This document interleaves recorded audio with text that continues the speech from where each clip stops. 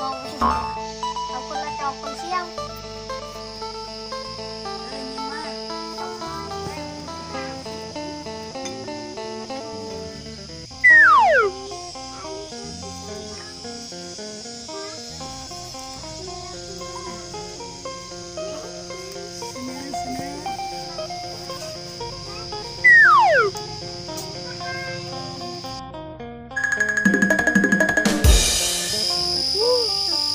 สิบกิโลต้นมา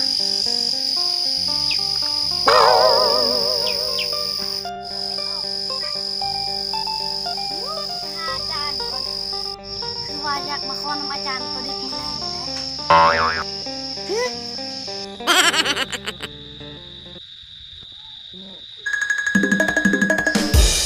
าเลยนะเพี้ยออกเลยอาจารย์ได้เลยกันอาจารย์แล้ว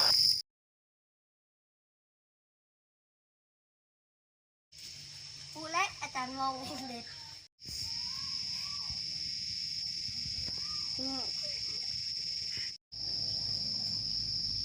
คือว่าอยากมาขอนำอาจารย์ตัวเด็กมือแรงนะ